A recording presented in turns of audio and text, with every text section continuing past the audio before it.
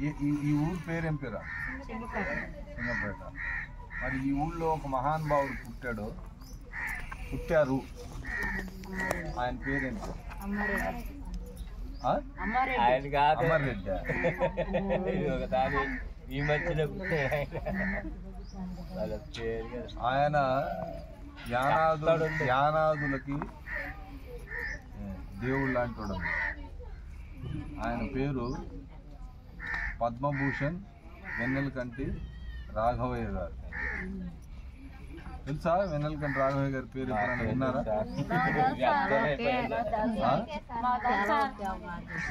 అమర్రెడ్డి అని చెప్పారు.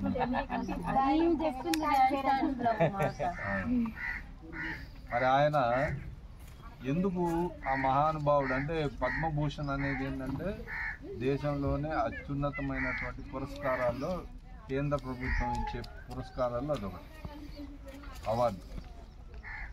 ఆయనకి ఊరికి ఇలా ఆయన ఈ ఊళ్ళో పుట్టాడు, బ్రాహ్మణుడు. ఆ రోజుల్లో ఉమ్మడి మద్రాసు రాష్ట్రంలో కాంగ్రెస్ పార్టీకి ప్రెసిడెంట్గా చేశాడు. ఇక్కడ 2 సార్లు ఎమ్మెల్యేగా చేశాడు. 1927లో వచ్చినటువంటి గాలివానకి యానాదులు అప్పట్లో చాలా ఇబ్బందులు పడ్డారు. ఆ తర్వాత ఆయన ఎదిగి వచ్చిన తర్వాత ఆయన లా దాకా చదివాడు, లా చేసి అంటే లాయర్గా చేసి కాంగ్రెస్లో ప్రెసిడెంట్గా ఉండి ఈ యానాదుల దుస్థితి చూసి చలించిపోయి ఆయన ఏం చేశాడంటే యానాదులు ఎక్కడెక్కడెక్కడైతే ఉన్నారో చెరువు గట్ల మీద, తర్వాత కాలువ గట్ల మీద ఈ చల్లా చెదురైపోయిన వాళ్ళందరినీ తీసుకొచ్చి కాలనీలు చేశాడు. ఆ కాలనీలే ఈరోజు అక్కడక్కడ యానాదులు కాస్త స్థలం ఉండి గుడిసెలు వేసుకొని బతుకుతున్నారంటే అప్పట్లో ఆయన కాలనీలు పెట్టారు. అందులో ఆయన పెట్టిన కాలనీలో ఒకటి సంగం దగ్గర ఒక కాలనీ, పెద్ద కాలనీ ఉంది. అదేవిధంగా వెంకటాచలం మండలంలో ఒక పెద్ద కాలనీ చేశారు ఆయన. సిద్దిపురం అని సంగం దగ్గర ఒక కాలనీలో ఆయన మొట్టమొదట ఏం చేశాడంటే నేల మీద అక్షరాలు నేర్పించాడు యానాదులు.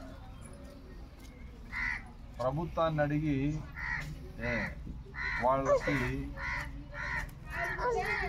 ఇళ్ళ చోట్లు, పొలాలు ఇట్లాంటివన్నీ ఇప్పించడానికి ప్రయత్నం చేశాడు.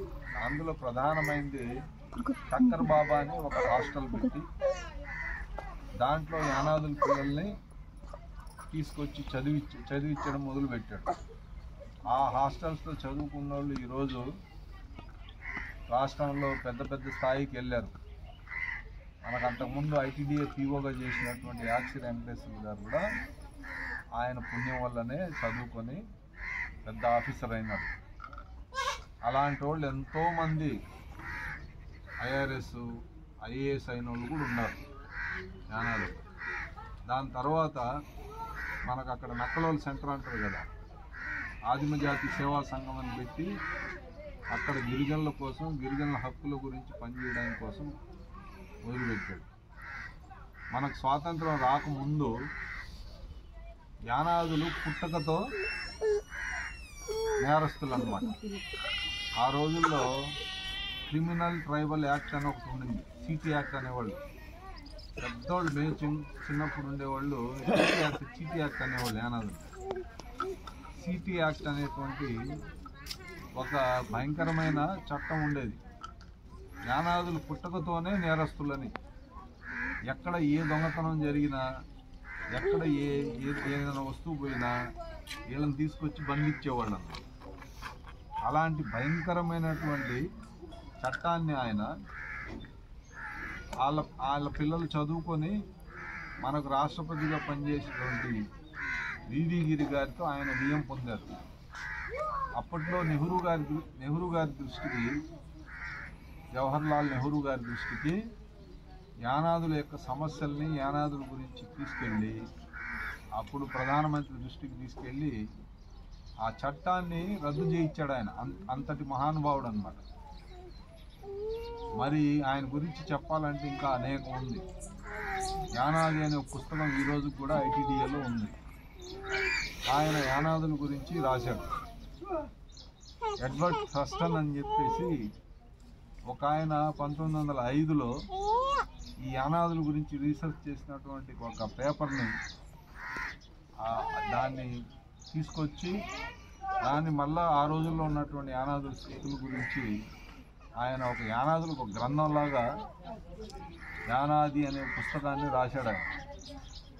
అలా ఇంకా ఎన్నో చెప్పుకుంటూ పోతే ఆయనతో శిష్యరికం చేసిన వాళ్ళు ఎంతోమంది ఈరోజు నెల్లూరు జిల్లాలో యానాదుల కోసం ప్రత్యేకంగా ఒక ఐటీడీ ఏర్పాటు చేశారంటే ఆయన శిష్య బృందం ఆమరణ నిరాహార దీక్ష చేసి యానాదులకి ఒక ఐటీడీ ఏర్పాటు చేయడం కోసం కృషి చేశారు.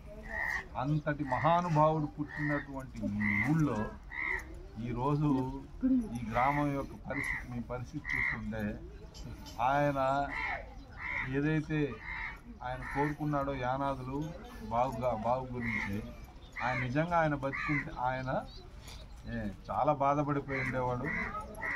ఈరోజు కూడా ఆయన ఆత్మ క్షోభిస్తుంటుందని చెప్పి నేను అనుకుంటున్నాను.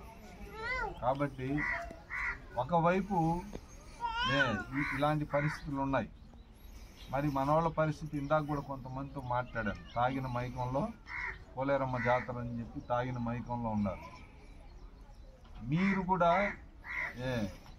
మీరు కూడా కొంత మార్పు, మీరు కూడా కాస్త ముందుకు వచ్చి అలాగని చెప్పి ప్రభుత్వం ఏమి చేయలేదంటే చేసింది ప్రభుత్వం. యానాదులకు ప్రత్యేక ఐటీడీఏ పెట్టింది, గురుకుల పాఠశాలలు పెట్టారు, వాళ్ళకి కావాల్సిన జీవనోపాధులకు అనేక స్కీములు తీసుకొచ్చి చేశారు. ఆ రోజుల్లో కూడా అప్పుడు ముఖ్యమంత్రిగా ఉన్నటువంటి చంద్రబాబు నాయుడు గారు, అదేవిధంగా ఈ జిల్లాలో పెద్ద మనిషి అయినటువంటి మన మాజీ ఉపరాష్ట్రపతి వెంకయ్య నాయుడు గారి చొరవతో ఇక్కడ నెల్లూరులో ఐటీడీ ఏర్పాటు చేశారు. కానీ ఎంతోమంది ఇక్కడికి వచ్చి ప్రయత్నం చేసినా కూడా మీ జీవితాల్లో ఎందుకు మార్పు రావడం లేదు అంటే నేనేమనుకుంటున్నానంటే మీ నుంచి కూడా కొంత ప్రయత్నం జరగాలి. మీ బిడ్డల్ని చదివించాలి, ఫ్రీగా చదువుకునే దానికి అవకాశం ఉంది. తర్వాత వచ్చేసి హాస్టల్స్ ఉన్నాయి, గురుకుల పాఠశాలలు ఉన్నాయి. వీటన్నిటిని కూడా మీరు వినియోగించుకోవాలి. అదేవిధంగా ప్రభుత్వ అధికారుల దగ్గరికి వెళ్ళి అర్జీలు ఇవ్వాలి, మీ బాధలు చెప్పాలి. అయితే వాళ్ళు చెప్పిన తర్వాత, వాళ్ళు వచ్చిన తర్వాత ఏదైతే వాళ్ళు చేయడానికి ముందుకు వస్తారో దాన్ని ప్రభుత్వ ఫలితాన్ని అందిపుచ్చుకొని ముందుకెళ్ళాలి. నేను కొన్ని గ్రామాలు చూశాను. పక్కనే కొడవలూరు మండలంలో ఈతతో కొన్ని గ్రామంకి వెళ్ళి ఆ రోజు నేను చాలా సంతోషపడ్డాను. ఒక ఆమె 4 బర్రెలు పెట్టుకొని శుభ్రం చేస్తూ ఉంది. ఈ గేదెలు ఎవరి అమ్మ అని అడిగాను. మాయే సార్ అని. మరి గవర్నమెంట్ ఏమైనా ఇచ్చిందా అంటే గవర్నమెంట్ ఇవ్వలేదు సార్, మా సొంత అయ్యాను. మరి మీకు సొంతంగా ఎలా వచ్చింది అని అడిగితే ఆమె చెప్పింది, సార్ నేను ఇక్కడ రైతుల దగ్గర ఒక 3 ఎకరాల పొలం నేను మా ఆయన లీజుకు తీసుకొని మగతాకు తీసుకొని చేస్తున్నాము. ఆ దాంట్లో వచ్చిన గడ్డి, దాంట్లో వచ్చిన ఫలసాయంతో 10 రూపాయలు పొదుపు చేసుకొని ఈ బర్రెలు కొన్నాం. మరి ఎంత అంటే బర్రె రోజుకు 4 లీటర్లు పాలు ఇస్తుంది సార్. ఆ పాలు అమ్మేసి ఖర్చు పోగా మిగిలిన డబ్బులతో బిడ్డలు చదివించుకుంటా వచ్చాము. మరి పిల్లలు ఏం చేస్తున్నారంటే డిగ్రీ చదివారు, బయటకు వెళ్ళి ఏదో ప్రైవేట్ ఉద్యోగం, ఏదో ఒక ఉద్యోగం చేసి బతుకుతున్నారు. ఇంకొక ఆయన అదే ఊళ్ళో ఇంకొక ఆయన దగ్గరికి వెళ్తే ఆయన దగ్గర 10 బర్రెలు ఉన్నాయి, 10 గేదెలు ఉన్నాయి. మరి ఏంటి మీకేమైనా గవర్నమెంట్ చేసింది ఏం లేదు సార్. ఆయన 10 ఎకరాలు కష్టపడి పొలం లీజుకి తీసుకొని చేశాడు. మరి మీలో మార్పు రావాలి. మీలో మార్పు రాకుండా ఎవరు ఏం చేయలేరు. ఎంత గవర్నమెంట్ చేయాలనుకుంటే కూడా 2 చేతులు తప్పితేనే శబ్దం వస్తుంది. అలాంటి సంస్థలు ఎవరు వచ్చినా కూడా మనం ఎంతవరకు చేయగలమంటే ఇటు ప్రభుత్వానికి ఇటు ప్రజలకు మధ్యలో ఒక వారధిలాగా పనిచేయగలం. దాన్ని మీరు అన్ని ప్రభుత్వమే శాశ్వతం, మేము శాశ్వతం కాదు, మా సంస్థలు శాశ్వతం కాదు. మీరు శాశ్వతం, ప్రభుత్వం శాశ్వతం. కాబట్టి ప్రభుత్వంలో లేవా అంటే ప్రభుత్వంలో ఉన్నాయి. అర్థమైందా? మీరేంటంటే మీరు చైతన్యవంతులు కావాలి. మీరు చైతన్యవంతులై మీ బిడ్డల్ని చదివించుకొని అందరితో పాటు సమాజంలో గౌరవంగా సుఖంగా సంతోషంగా బతకాలి, ఆరోగ్యంగా ఉండాలి. ప్రతి దానికి ఒక స్కీమ్ ఉంది. మీ ఆరోగ్యపరంగా ఏఎన్ఎం వస్తారు, నర్సులు వస్తారు కదా, వస్తారు, మీ గురించి పట్టించుకుంటున్నారు. మీకు పక్కా గృహాలు కట్టించేదానికి ఒక స్కీమ్ ఉంది. తర్వాత మీకు మంచినీళ్ళ వసతి కల్పించేదానికి ఒక స్కీమ్ ఉంది. ప్రత్యేకంగా మీకు ఐటీడీఏ ఉంది. మీకు జీవనోపాధులు కల్పించడానికి ప్రభుత్వం ముందుకొస్తూ ఉంది. కానీ ఇంకా రేషన్ కార్డులు లేవు, ఆధార్ కార్డులు లేవు అనే పరిస్థితుల్లో మన వాళ్ళు ఉన్నారంటే, ఇప్పుడు నాకు తెలిసిన ఎప్పుడో ఒకసారి వెంకటేశ్వర గారు ఉన్నప్పుడు ల్యాండ్ రికార్డ్స్ వెరిఫై చేసి వెళ్ళిపోయి పలానా చోట్ల నీ పేరు మీద పొలం ఉందని చూపించాం. ఇప్పుడు చేసుకొని ఒక రైతు అయినాడు. మిగతా వాళ్ళు కూడా అలా ఆ మాదిరిగా తయారు కావాలి. నాకు చాలా బాధ ఏంటంటే వెన్నెలకంటి రాఘవయ్య గారు పుట్టిన గ్రామంలోనే ఏనాదులు ఇలా ఉన్నారంటే ఆ విషయంలో నాకు చాలా బాధగా ఉంది. మనం మేము అంతా ప్రభుత్వం అంతా కలిసి కట్టుగా పనిచేసి ఈ గ్రామాన్ని ఒక మోడల్ కాలనీగా తయారు చేసే ప్రయత్నం చేద్దాం. ఈ విషయంలో రాజకీయ పార్టీలలో కూడా నాకు ఈ మధ్యనే బీదా రవిచంద్ర గారిని కలిస్తే బీదా రవిచంద్ర గారు మనం అందరం ఒక డిపిఆర్ తయారు చేయండి, అంటే డీటెయిల్ ప్రాజెక్ట్ రిపోర్ట్ ఒకటి తయారు చేయండి, ఈ గ్రామంలో సింగపేట గ్రామాన్ని ఒక మోడల్ కాలనీ తయారు చేద్దాం. అదే ఇప్పుడు మీరు చెప్పారు కదా అమర్రెడ్డి, వీళ్ళందరూ కూడా ఏంటంటే సహాయం చేయడానికి ముందుకు వచ్చారు. కాబట్టి ఈ పార్టీలన్నీ తీసేసి కొత్తవి తయారు చేసి ఇవన్నీ చేయాలంటే ముందు వీళ్ళ మార్పు రావాలి. సరేనా?